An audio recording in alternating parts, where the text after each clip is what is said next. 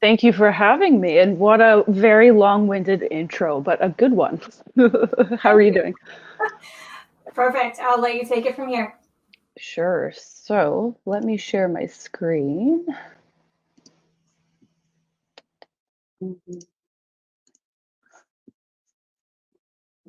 And let me put this into present.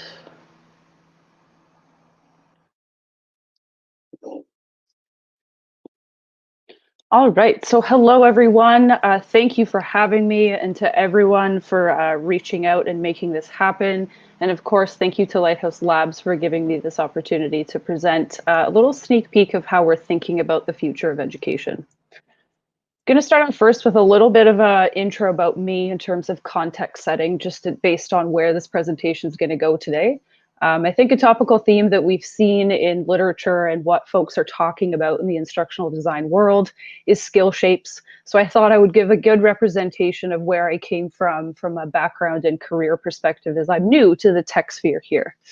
I have a great background in learning strategy and design, learning evaluation and analytics. A lot of my team and peers and folks in the community that do know me well will know that I'm kind of a super nerd about these things, super passionate about it. Of what was already mentioned, a lot of experience consulting within the pharmaceutical, healthcare, financial, retail, tech, association, Crown Corp, and government spaces. So I've seen a lot of different audiences, a lot of different business challenges that L&D have been trying to solve. As well, I come from a performance consulting and agency background, so that mindset, process, rigor, definitely important as I've joined Lighthouse Labs and started to tackle the PCC model. As already mentioned too, I inspire, build, and lead an instructional design and product design and development team. That's something that is near and dear to my heart, and I hope that it continues within my career pathway.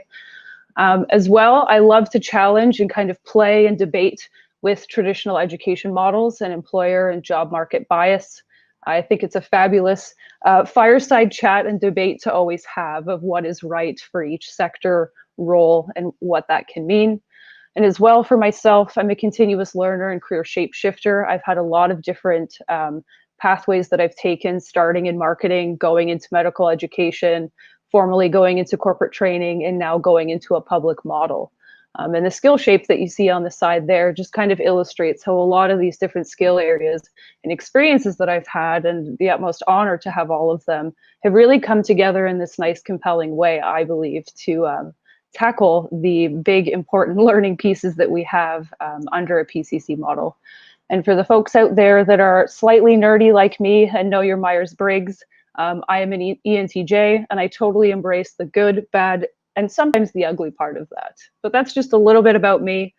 Moving on about Lighthouse Labs, very thrilled to say that we've been 7 years in operation since 2013, 6 Canadian campuses, and this year, obviously with COVID, pivoted to all be live online. Very proud and happy to have 45 plus full-time employees that are making all of these dreams come true, and about a 1,500 plus network of industry SMEs who bring their expertise as mentors, instructors, curriculum writers, and really are gurus that we lean on to do all of the wonderful things that we have done and continue to want to do. Our mission, our passion, very simply said, efficiently preparing the workforce with the skills necessary to succeed in roles that leverage both data and technology. So said simply, tech for tech, but as well tech for non-tech. In terms of our priority, it's always been outcomes, and our student outcomes are something that we're very proud of. Having a 95% employment rate of job-seeking graduates within 180 days of them graduating with us from a bootcamp experience is fantastic. We have a network of over 800 hiring partners that we lean on and work with very intimately. And as well, we have a full-time suite of nationwide career services that are only expanding and growing, and we're already seeing outcomes and more value coming from that suite. In terms of when I joined this organization, very proud to say that we've launched 2 new products within the data sphere. So our data science bootcamp for reskilling and our intro to data analytics program. As well, we've recently just launched a CPHR HR data analytics course that we're exceptionally proud of our partnership there. And it's set to launch within a month or so. So across our portfolio of products, we have our wonderful part-time courses that are tried and true and our web development bootcamp, but we're really starting to broaden and expand our horizons. And on top of that, this past year, we've definitely started playing in the custom digital and data programs world. So we've started to build a lot of wonderful relationships with corporate enterprise, small, medium businesses to start to bring more of that learning experience to various audiences in that manner. So when I was asked to kind of think about what would be the most pertinent thing to talk about today, I started going back to a place of user experience and graphic design. What is the big problem statement here that we're looking to succinctly say and then tackle? And the problem statement from our lens is that the world is changing rapidly. Technology is impacting businesses, recruitment, jobs, and career pathways at an unprecedented level. Where I have seen that education is struggling is in these three big areas. I'm sure there's more to be added there, but to bring them up into three high-level themes: recruitment, retention of employees, and professional development. And really the subline there and the most important piece there is to fill and retain talent, addressing those skill gaps faster, and empowering career progression. So always having something there for your employees and for your staff so that there is continuous learning opportunities there for them. The next big important part where education is struggling that we're hoping to tackle is curriculum relevance and speed of iteration. This one is near and dear to my heart based on the team that I oversee. But really the need there is to meet learning needs of today, to achieve business outcomes of tomorrow. Third kind of major point here, delivery mechanisms that meet the wants and needs of a rapidly changing and evolving lifestyle and career pathway. So as soon as COVID hits, everyone's personal lifestyle had dramatically changed above and beyond the lifestyle changes that we already see expanding with the advent of technology. And career pathways that may have seemed pretty linear have become pretty intertangled and quite compelling actually to solve from an education and learning and training standpoint. And simply said, in terms of delivery mechanisms, we don't have years to transition and upskill. So how could we do this faster? So thinking about that problem statement, the next piece that we kind of go into that my team and I look at is, well, what is the opportunity in here? How do we solve this, or how do we think about starting to solve this?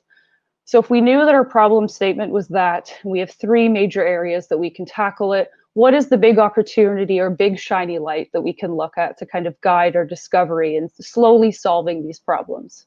Simply said, the opportunity statement for us was providing rapid digital skills education and training that matches the speed of change in our lives to really close that skills gap in Canada and ensure that technology is providing an opportunity for all. So when we kind of landed on that opportunity statement, we said, well, what is that really saying? And how does that speak to our problem statement? And what we've landed on so far is this notion of learning at the speed of life. How can we do that? What does that mean? How do you even start thinking about it? And the questions that I asked out loud to my team when we start to talk about this is, how does my team start to tackle or collaborate on this problem? How do we experiment, continuously improve, and evolve the PCC model to tackle that big problem statement? Third, and very importantly, what does success look like for us, for our learners, our employers, and the industry that we serve? And lastly, how do we even start defining this opportunity? So if we think of a crystal ball of what does the future of education look like, let's first start by defining the opportunity. So to start defining the opportunity, we landed on this notion and idea of let's try to define our vision or philosophy that we will need. And we believe in our hearts that we will need to continue refining, piloting, testing, experimenting with various components in this above and beyond just product design and development. And we really need to validate this across those various experiments. So when we started crafting our philosophy, we came up with 6 guiding principles for learning at the speed of life. These are the 6 at a very high level. In a moment, I'm going to take everyone through them in a little bit more detail of where we've kind of landed so far. And 2021 for us is definitely a year of where we're going to be testing these 6 principles, validating them, refining them, and making sure that they're resonating not only for ourselves as a business, but more importantly for the community. And that community being our learners, our employers that hire our learners, and as well as the industry that we hope to serve in the future. So the first principle of our education philosophy, continuous learning is a journey. Number 2, work outcome driven learning design. Assessment rigor and standardization being the third principle. The fourth principle being 70-20-10 curriculum design. Number 5 being flexibility and personalization. And number 6, reputable, relevant, and memorable. So when we tuck into these, what do we mean by continuous learning as a journey? So for number 1, very important to kind of think about is that building knowledge and skills to perform and adapt to changes in the workplace can be linear and non-linear, and it never stops. You never stop learning, whether it's you're an avid baker in your personal life or if it's within your career, you will always need to continue learning. So it's just a matter-of-fact statement.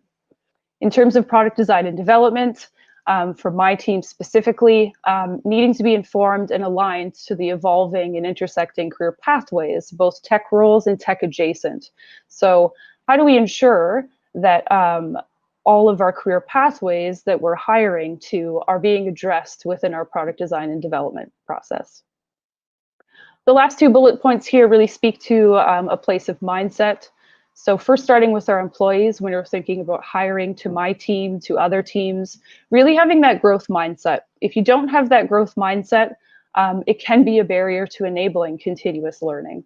And with that aspect as well, having a keen focus on product improvement and really demonstrating that also on the job and with professional development. So as much as we're saying that continuous learning is a journey externally, we also look at it at ourselves for the people that we hire, us as leaders, and across our organization to really have that mindset.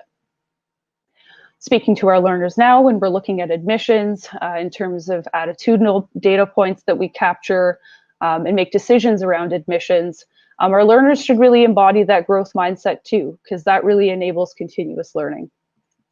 If you have a fixed mindset, continuous learning would be a challenge for you. Number 2, this is a near and dear principle to my heart, but work outcome driven learning design. So what is this notion of work versus a learning outcome? A learning outcome, how it has been defined, is it's describing and measuring the knowledge or skills acquired. Where we want to get more specific and where we get really keen about it is when we start to say, well, what is a work outcome? How we're thinking about it right now is that it's a work outcome really describes and measures, yes, the knowledge and skills that are acquired, but they're tied to a specific career or role. When we talk about work outcome achievement, it validates that our students are job ready and can perform job specific tasks. When we think about defining our work outcomes, we are definitely aligning and looking at competency frameworks and job descriptions. This is exceptionally important when we think about evaluation, but also consistency of learning to then being job ready. If what you're learning is not going to align to what your actual job profile competency is, there's a loss in relevancy there. And it also makes it a lot more challenging to measure in terms of what you've initially learned and are you in fact actually job ready. So this approach in our minds is hopefully going to address that gap and further clarify and make our education that much more relevant and specific. The third principle here being around assessment rigor and standardization. We believe that assessment rigor will validate if these fast learning methodologies like boot camps achieve work outcomes. So how we're going to do that is getting very outcome specific learning data, analytics, and reporting. So every single learning objective that you typically see within a program has to map out to some sort of evaluation strategy that incorporates baseline touch points, formative assessment touch points, summative, and if it makes sense, certifications touch points as well. So every single learning objective that we have should be mapped across this evaluation framework and point in that direction. Second most important point here that we were considering and talking about is believing that assessment rigor will tell a comprehensive story of learning at the speed of life.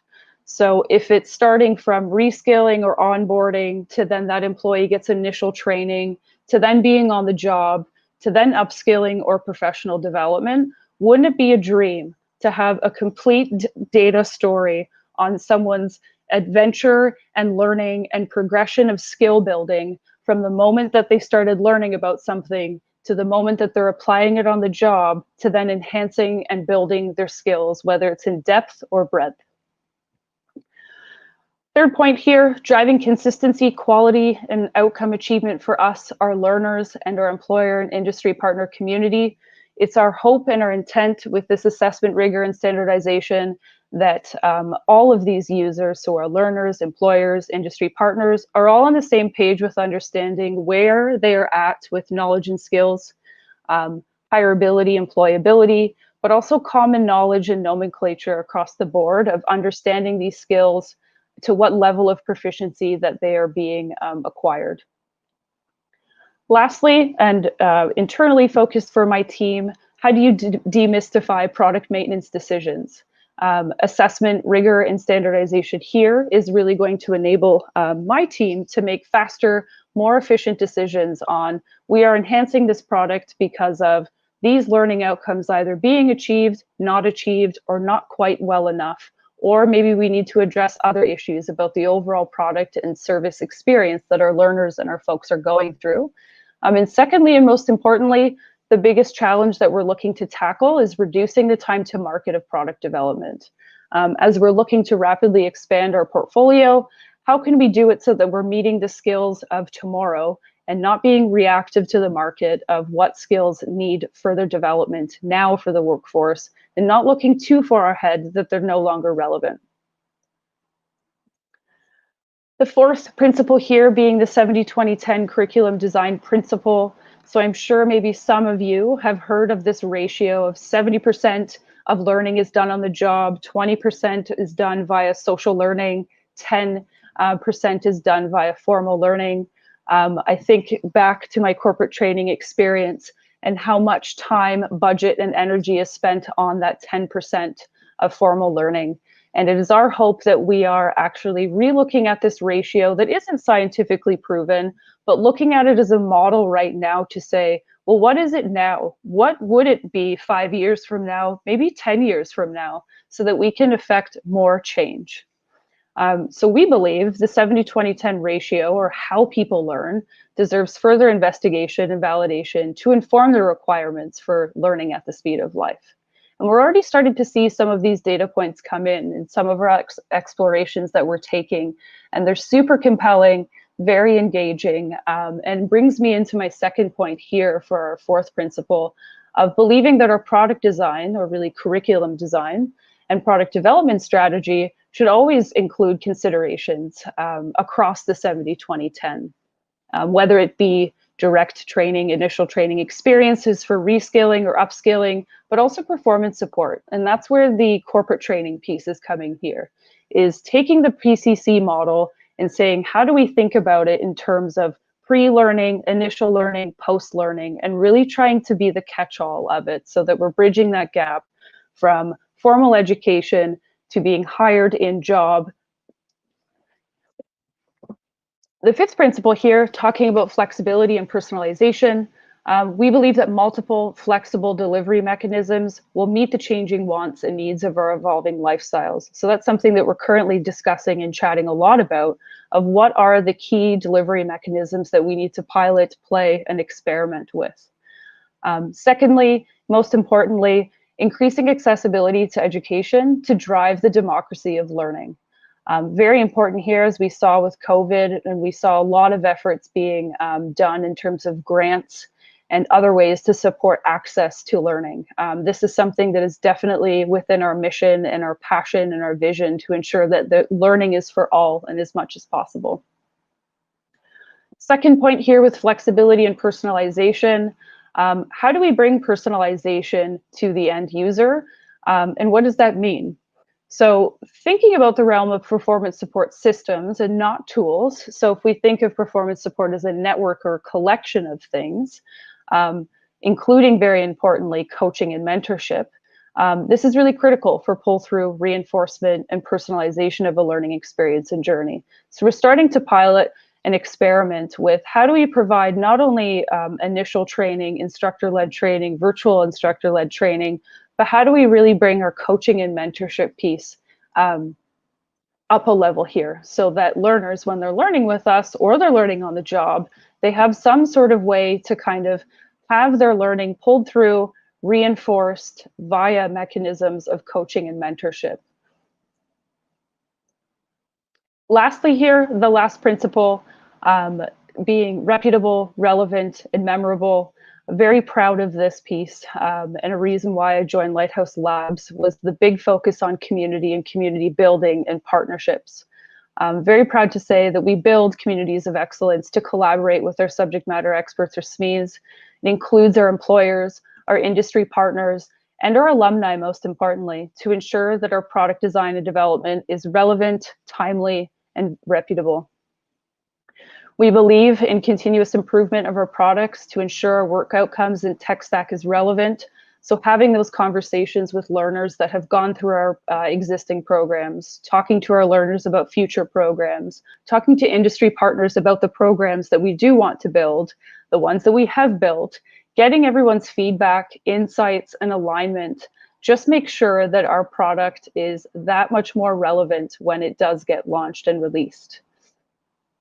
Lastly here, we believe that memorable or retention of learning experiences is validated by measurement or the outcomes of these hands-on and learn by doing experiences. So our education methodology and approach of learning by doing, hands-on as much as possible, code-alongs, all of that have been instrumental in our success with our web bootcamp when we first started, and we're seeing those successes with our data science bootcamp as well. So that's going to remain tried and true and something that we definitely focus on in 2021. So just to bring it back to our overall philosophy of our 6 principles for learning at the speed of life, these are not set in stone. Like I said, we're going to be spending the next year refining, validating, kind of trying to poke holes through them and see what's going to resonate for us as we look to pivot into the future. So as far as how we started to tackle the opportunity, we've started to collaborate as a team to define this education philosophy, but there's of course boatloads more work to do. Answering questions like how do we experiment, continuously improve, and evolve the private career college model? What does success look like for us, for learners, for employers and industry? Those are conversations that we're having yesterday, today, and tomorrow, and we continue to do so. Really to tackle this opportunity of learning at the speed of life. And that is actually the end of my presentation. I wanted to leave enough time for folks if they have questions, if we wanted to chat about anything specific that was covered in there. But again, very, very thankful for this opportunity and looking forward to some good questions. And I can see here from Aveline, there is one question. Is that correct? Yeah, we have a couple of questions here for you, Kaylyn. So awesome. Here's our first one. What are your views on remote learning? Is it going to be normal going forward? Very good question. And I get asked this question all of the time, so I was expecting it.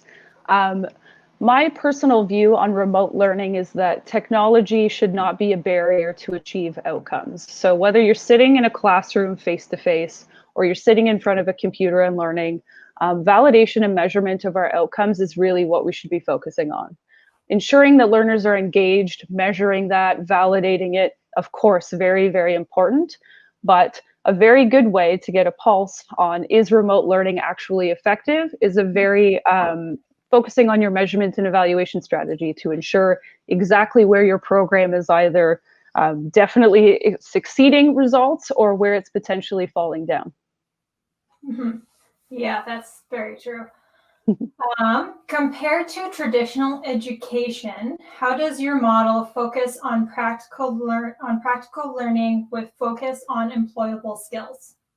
Good question. So compared to traditional education, how does your model focus on practical learning? Good question. So our model focuses on practical learning, starting at the very first point of understanding the competencies to the role that we're training. That's how we bring the practicality in there of if we know that a web developer needs to do X, Y, Z as a task using ABC of a tech stack, we get that survey, common knowledge, make those decisions together, and then make sure when we're designing our program that all of our formative, summative certification exercises are really practicing and kind of simulating that same experience that they would have on the job so that it drives the employability of those skills. Beautiful. And for someone new to the industry, what are some highlighted skills that are overlooked, you would say? Highlighted skills in terms of Versatile? versatile? Probably. I would. I'm not a person, so I'm not too sure. Yeah. I would say some of the highlighted skills that are overlooked are going to be in the, I would say collaboration, communication, analytical thinking. Those are a lot of the soft skill areas that are often overlooked for some of the tech roles. We're seeing a lot of demand, and we're also consulting back to that demand of, yes, hard skills, very important. But what are the kind of key 3 to 4 soft skills that are underneath there that would really make a developer or a data scientist come to life? Mm-hmm. Mm-hmm. Beautiful. And in this day and age, there are millions of sources for someone who is looking for info. There are many online schools. How do you make sure students are learning the very skills that they are passionate about? Very good question. And yes, there are a lot of online schools, MOOCs out there. And I would say that our differentiator and our value prop is that we're outcomes focused, and those outcomes being jobs. So in terms of students ensuring that they are learning the skills that they're passionate about, in our admissions process, we ask those questions of, you are interested in our web boot camp, or if it's our data boot camp, why? Is it a career-driven thing? Is it because you have had some previous experience as a hobbyist trying to learn it? Have you learned some of it on the job? Where are you kind of coming from so that we can better understand and cater that admissions process to them? Beautiful. All right, looks like we got another one in here. Yeah. How do you liaison with the industry when working to build programs and curriculums that serve the need of the industry? Very good question. So I'll say that when we are partnering with our corporate clients, sometimes when we're partnering with our corporate clients, we will definitely start with a consultative approach. My team specifically uses the instructional design model ADDIE. So we take a performance consulting approach of understanding what roles are they tech adjacent, what are their competencies, and we work together in conducting various analysis activities that uncover what is the specific skill gap, what are the business outcomes that you're looking to achieve, how will the work outcomes of this learning program ladder up to the overall business outcomes being achieved. Then we go into a design phase where we start to put together what those learning outcomes need to be to satisfy those, very much so in partnership with a corporate partner to do that. And then we go into development. In terms of the industry, so let's pick an industry like pharmaceuticals. Let's say we were doing a couple of engagements that were focusing very much so in data for pharma. We would then be interested in capturing industry partners across various pharmaceutical companies to build an assembly of a panel to say, is this resonating? What are we seeing across different organizations that's same, similar, or different? And then how do we kind of meet in the middle to tackle it? Beautiful. All right, people, send in a couple more questions. Aha. So, what advice do you have for someone looking to get into tech? Usually we have a 4-year CS program in the universities, while most boot camps last 12 to 16 weeks. Good question. What advice do you have for someone looking to get into tech? I would say that I would start to ask them questions of where are they at currently? Have you ever worked before? Have you not? What are you looking to achieve in your career now, soon versus later? So there's been a lot of conversations I know on our side about, do you go and get a computer science degree, then come to a boot camp? Really depends on what your ultimate career outcome is going to be. We've seen students come from computer science into our boot camps. We've seen the other. But I would really say it's a conversation with them to say, what is your career pathway? Beautiful. And how can they keep up to pace with the fundamentals? Good question. So to keep up with the fundamentals, we've always said that with coding comes good habits and habit building. So to keep up with those fundamentals, having that growth mindset, continuous learning journey in your mind, there's a lot of free open sources out there where people can go to practice, play, and keep up on those fundamentals. If folks are looking to do more formal upskilling opportunities, I would say scheduling it, making it a part of your manner and your normal habit to keep up with those things. And in terms of thinking about if you're in role and on the job somewhere, having those conversations with your manager to ensure overall alignment in terms of performance management, all good things to be doing. How do you think you would go into a discussion with your manager or boss like that? Myself? Yeah. Yeah. Just as an example. Yeah, a good question to actually bring up. If we think about like product management, if I was curious to go and upskill on that, I would go to my manager and say, I understand this is my job description, my competencies, this is my career pathway, great. Okay, if we're agreeing to that, this is my next step, this is what I believe upskilling and professional development should be, and having a collaborative conversation on it. Nice. And what is the biggest difference in the education you receive from Lighthouse versus other organizations? How would it be that you guys stand out? Good question. So I would say that it's twofold. We have our wonderful community of alumni. So when you come to learn with us, you stay within our community and our alumni network for life. You have open access to our learning and our education and our platform. So that's one compelling feature. We have an awesome career services product and service team that puts out wonderful programming that folks come back to actually when they're an alumni in our network. So I would say that that is probably one of our biggest differentiators. And as well, in our new year and this year, we are looking to expand the channels and open accessibility to our learning. So yeah. Very cool. And would you have any advice for people that are still in high school? Yes. And if I was to answer this question, I would always be answering it for myself, of picturing myself back in high school. What would you have done? And the funny thing there is no one in high school is signing up and saying, I want to be an instructional designer for even my career that I've been in, right? So how do you trigger those kind of curious questions of different careers that you don't typically think of?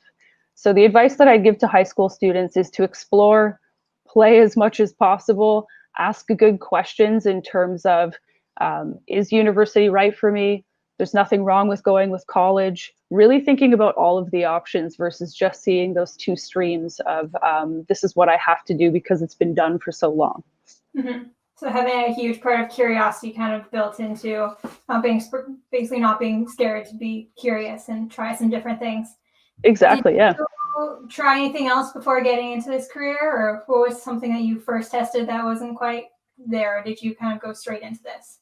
Yeah, I was actually wanting to be a part of life sciences and saw myself going into a career of being a medical professional. I did that for a year and I went, oof, this is not an education model for me. I struggle with multiple choice assessments myself.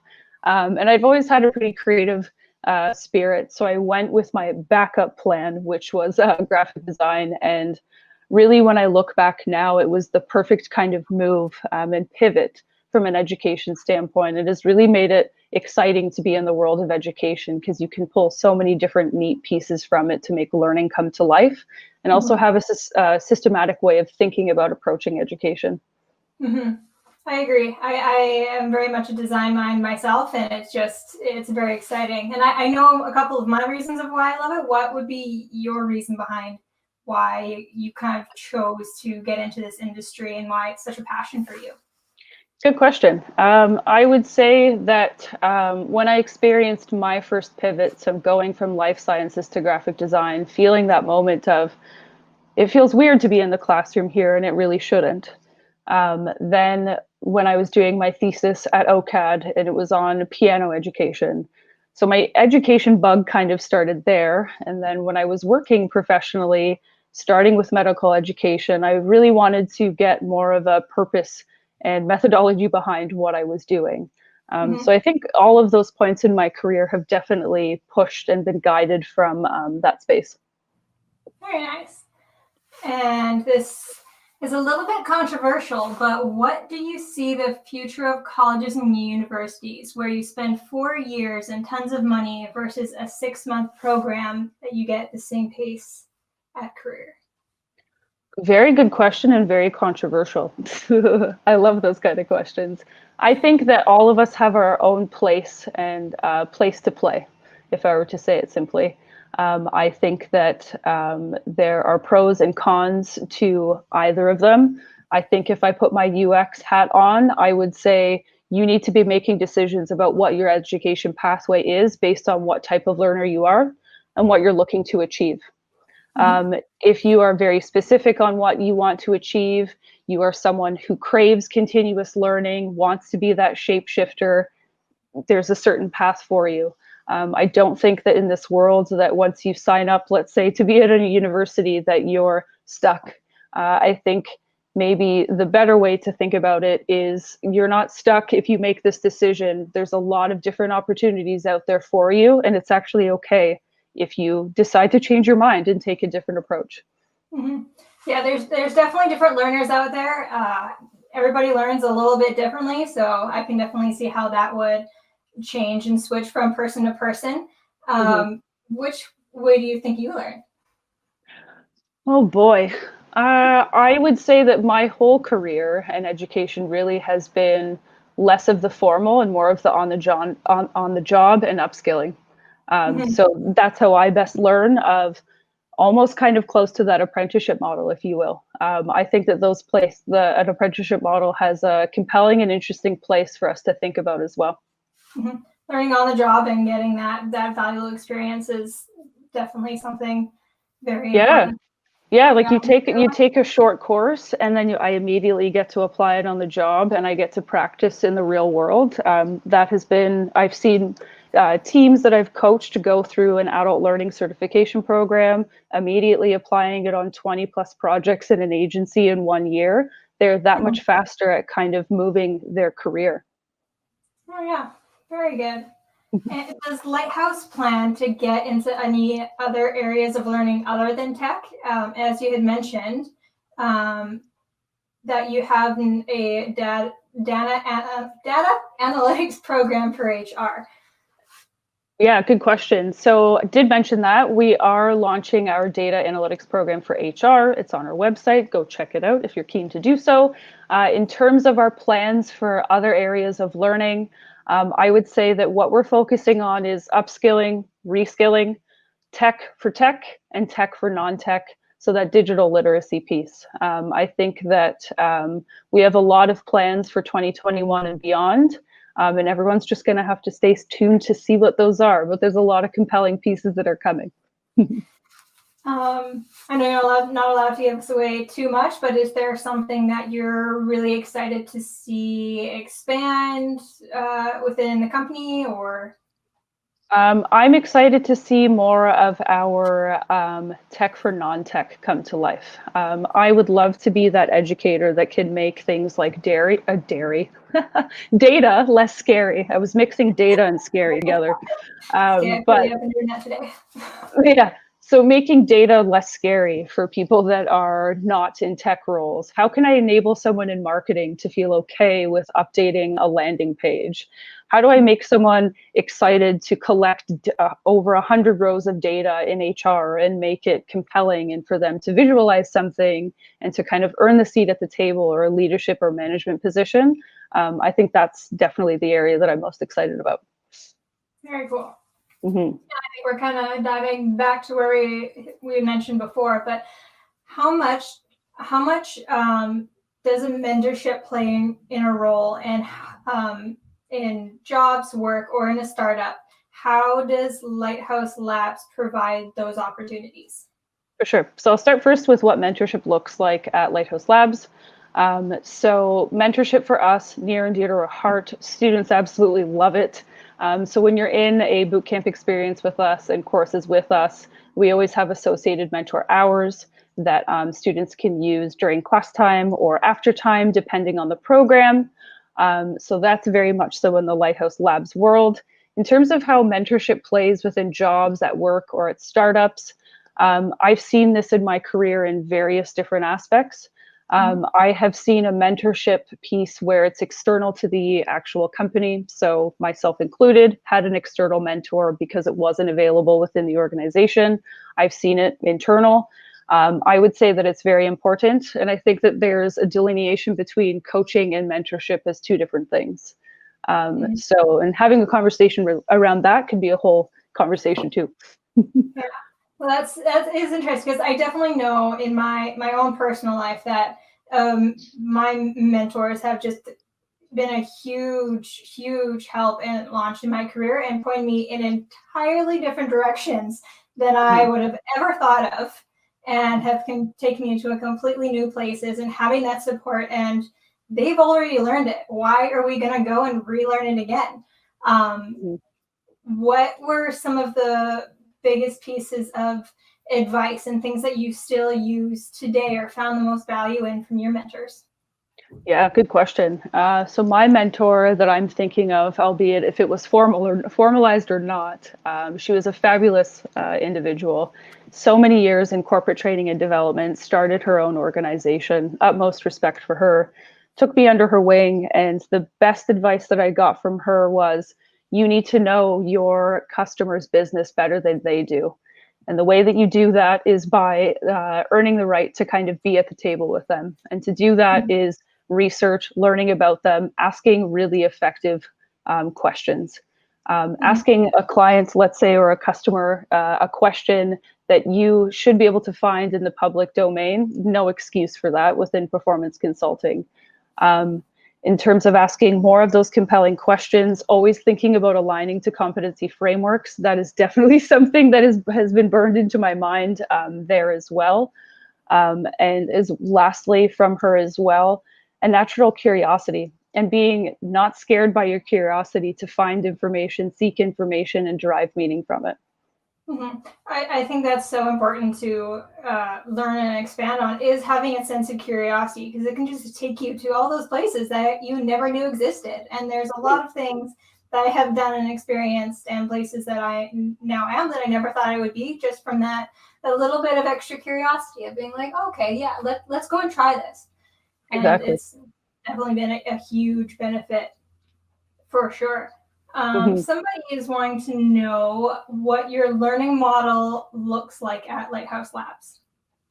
For sure. So in terms of learning models, we have been known for our bootcamp style of learning. So 12 weeks of immersive, hands-on, practice by doing approach. Our upskilling or part-time courses also follow that same approach of I will show you, you will practice, and now you will do it by yourself independently on your own. So that would be our learning model. And that's something that is evolving also as a part of our education philosophy in terms of how we're looking at curriculums or overall program design, of how we enhance that for the 3 different verticals of how one learns. Could you break down for us what like a week might look like at Lighthouse Labs for a student? For sure. So Monday to Friday, we have lectures that are sprinkled out throughout the day. And then we have activities where it's a variety of code-alongs, follow-along, exercises, programming tests that are done. We have technical interview simulations that are done with our career services staff so that folks are getting experience through intervals in our boot camp of what it will be like to have an interview, let's say as a data scientist or a web developer. Very excited about our social engagement and social moments that we have along our programs as well. That became really important to us, especially when we went online amidst COVID. And on the weekends, we typically have some additional stretch work that folks are doing, or they're catching up on work.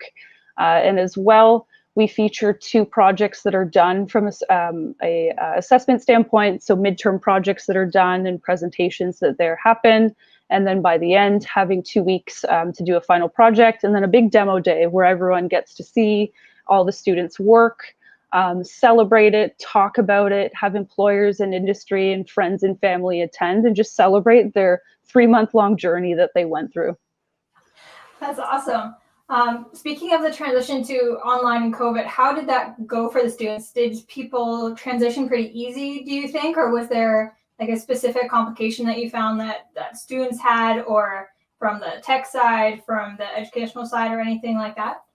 Yeah, I would say that the first thing was the shock of, oh no, is this going to impact the outcomes that we achieve from a measurement standpoint?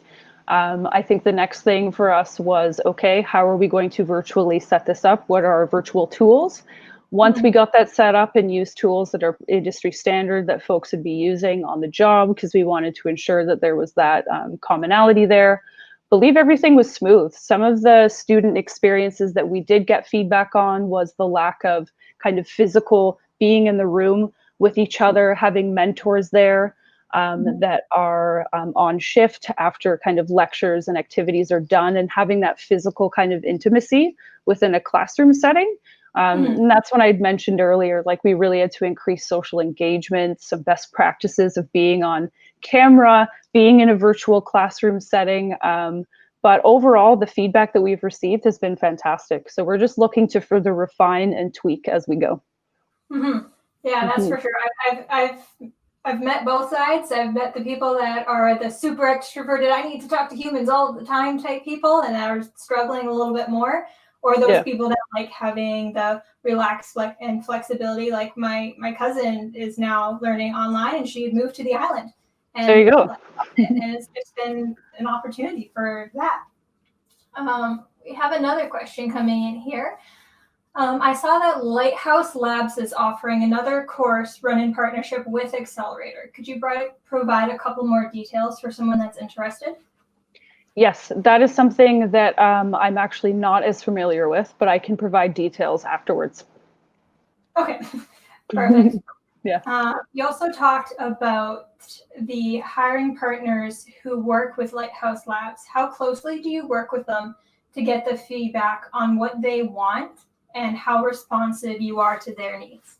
For sure. So great question. So our career services team definitely works with our hiring partners very closely, obviously, to ensure that there's common knowledge, and hiring is obviously making sense for both sides. In terms of getting feedback on what they want and how responsive we are to their needs, I would say very highly responsive in terms of communication. When we're looking at how that impacts product in terms of changes or maintenance, obviously something that we collect and look at over a period of time to then inform those changes. In terms of when we're looking at product changes that we're seeing from student feedback, those pieces were like also responsive to in terms of categorizing high priority, medium priority, low priority. But again, we're taking that student feedback mixed with industry or hiring partner feedback and kind of making those decisions based on the 2 data points there. Beautiful, absolutely beautiful. Cool. We have another one here. So one big issue with upskilling is that you're unsure of the companies are going to accept you for the changes. So how do you navigate that based on your own experience and having multiple jobs and careers? For sure. So one big issue with upskilling is that you're unsure if the companies are going to accept you for the changes. So I'm going to assume that you are upskilling to potentially pivot the career. Yeah, I'm going to assume it's that too. Yeah, perfect. So how do I navigate that based on my own experience and having multiple jobs and careers? I think it takes a open dialogue. I know that when I have worked at various organizations, I've been pretty laser clear of where I want to go within my career. But if I'm playing with an idea of I actually want to branch out, again, I would say that it's a conversation that you're having with your manager, maybe a question that you're asking yourself when you are thinking about joining a new organization, a question that you should be asking that HR partner. How sensitive is the organization to that stuff? Are there career pathways that are internal within the organization? If I wanted to branch, let's say, away from marketing to go to, I don't know, product, are there kind of intersecting pathways there? I think it's really just a conversation with employer and with yourself. Yeah. And it honestly, it can probably it'd be a benefit to them as well, more than I think. Even if you are sort of pivoting within it, it doesn't necessarily have to be a bad thing. That you can just have more skills for your job. Because there's a company that I used to work for. I don't actually work for them anymore, but I will help them out with some marketing and stuff like that, which was never a part of my job title before. But I just contract out to them now. So it's pivoting and it's being different, but it's in its own benefit. Of course. What kind of challenges may there be when changing careers if someone is coming from a non-tech background? Good question. So some of the challenges can obviously be, what about my income, my time and ability to kind of commit to changing my career? Are there educational programs out there that will allow me to be a full-time parent and also learn at the time and schedule that I need or that I want? So that's one big challenge of finding kind of the academic or educational institution that kind of meets that need. If someone particularly coming from a non-tech background is really figuring out and having conversations with private career colleges like ourselves of saying, what are some things that I need to be aware of going into this program? So that when we are admitting people to our programs, it's being comfortable with the uncomfortable. So looking at the attitudinal pieces there of if something is going to derail or distract, how do you kind of take that from a mindset perspective and turn it into a growth one and say, actually, we're going to be okay. Tech is not a barrier. I will eventually get this. So if you're coming from a non-tech background, acknowledging that it's something that you do not know, that you will eventually learn and you can tackle, but having that patience with yourself and also with the instructors that are hoping to bring you along that learning journey. Mm-hmm. Yeah, tech can probably be a little bit intimidating to get to, especially if it's not your background. It can definitely be a little bit of a for sure for some people, for sure. Yeah. I was wondering, so for some people, going back to the mentorship, there are definitely mentors that just kind of drop into your lives and make everything great. But what about those people that are looking to find a mentor, and especially during COVID, it's a little bit more difficult? Do you have a suggestion for somebody of some type of outreach that they can do, or a best way to go about that? Yeah, I would say that I've seen this kind of unfold in interesting ways in social media lately. I've seen people on Instagram actually posting and saying, looking for a mentor for XYZ. And I've heard that people have successfully found people that way, which is very interesting. LinkedIn, when I see that vulnerability of someone asking for that support, either for themselves or for other individuals within their network, I think it's very compelling. I see people rally around it of, I'm looking for a mentor for blah, blah, blah. So I would say use your channels, use your networks. Don't be afraid to be vulnerable in asking for those things, because it'll be surprising what your network can kind of uncover or connect for you. Mm-hmm. I feel like there's a lot of mentors out there that get bombarded with a lot of those people, though. And how would you suggest that they kind of get around that barrier to build that relationship, to have that where there's a person that's just been bombarded by this? Yeah, so the question is, how do you kind of figure out if someone's that bombarded mentor, Yeah. and where do you Is there go? like a tactful way, sort of a more strategic way to go about it? Because I'm sure people get a lot of, hey, I would like to be my mentor, teach me things. And this person's like, I do this for a job. Why would I do that? Whereas it's probably more strategic to go and build a relationship with said person and do more of an outreach and make yourself more of a benefit. How do you think that someone could strategically build that relationship? Yeah, I think being a part of a network or community that's relevant to the area or field that you're in, starting to have those meaningful conversations, and maybe asking a lot of questions versus asking for immediate support. I think triggering interesting ideas or concepts out there that spiral into conversations naturally lend itself to people getting interested, latching into the idea, and then saying, I want to be a part of this. How can I support? So I think starting the conversation, asking questions, joining networks and communities that are of similar interest or different interest, and starting there is the best way, really. Mm-hmm. Fully agree. So we only have about 5 minutes left. So everybody, if you have any more questions, feel free to send them in. But Kaylyn, would you like to add a few closing remarks for these last 5 minutes? For sure. Yeah. Just to say thank you to everyone for having me today. Thank you to Lighthouse Labs as well for giving me this opportunity. If I look at the year in review of me being a year into this role, we've done a lot. We've conquered a lot. The world has definitely changed around us in very dramatic ways.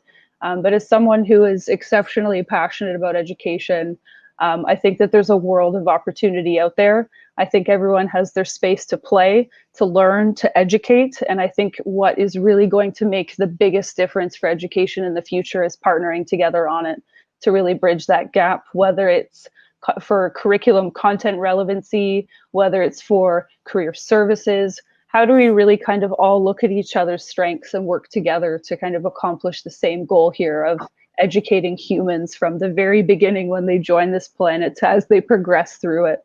I think breaking down those barriers and assumptions that you can't work together or you shouldn't, or it might be weird or strategically not appropriate. I think opening those doors and having those conversations and really looking at effective partnerships will be the most compelling way to tackle the future of education. Yeah, I'll definitely agree with that. Especially, not being afraid to create a partnership. And even if they are in the same industry, you never know what could possibly come out of it. Maybe you can just build each other up instead of one having to necessarily tear the other one down. So it's definitely not something to be scared of. Exactly. Just a quick wonderment of myself. What was the first week of your job in this role kind of like? Was it a bigger transition, or was it immediately just so comfortable for you?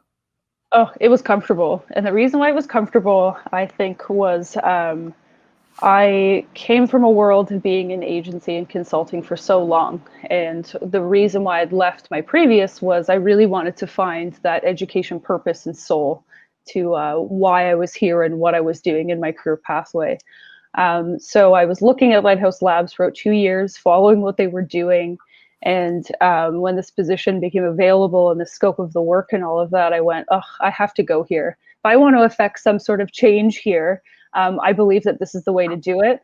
Being someone that had the education and career pathway that I have so far, being the person that has learned on the job and upskilled as I've had to throughout my career, I believed that, and I still believe that Lighthouse Labs is the place to really bring that vision to the forefront, and excited to partner with the rest of my leadership team to bring this to life, because I think we have the right team, a very compelling value proposition. It's just getting all of our partners engaged, working on this together, and having really good conversations. Mm-hmm. Well, it's pretty obvious that you're super passionate about education, and just wondering, like, how did that come about? The why you chose the education route so strongly? Yeah, and I would say that most instructional designers in the corporate realm when I was there will say, oh, you kind of stumble into instructional design. You're not in grade 5 saying, I want to be an instructional designer, like I said earlier. And I think I stumbled into it and just fell in love with it immediately because you get that point to set really clear objectives and really say, this is exactly what is going to happen, or the intended outcome of what is supposed to happen. And I think myself struggling with some of the traditional education models definitely was a driver to me to say, well, how can I solve this? And being in a graphic design curriculum at OCAD University, they challenge you to think big. They pump out excellent strategists of thinking, here's a big messy problem, here's all of the criteria that you need to think about. How are you going to satisfy it and fit it into this solution? So I think I probably looked at a bit of the frustration with traditional education models, took all of the problem solving strategies and methodologies that I had and said, this could actually be pretty compelling.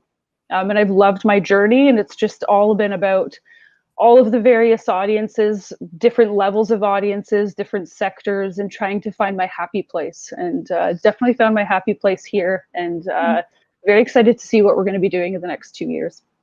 Oh, that's so exciting to hear. It is. It's all about the journey, and you never know if it's going to be a career where it's just very obvious in one straight line, or if you get all these branch offs, you never know.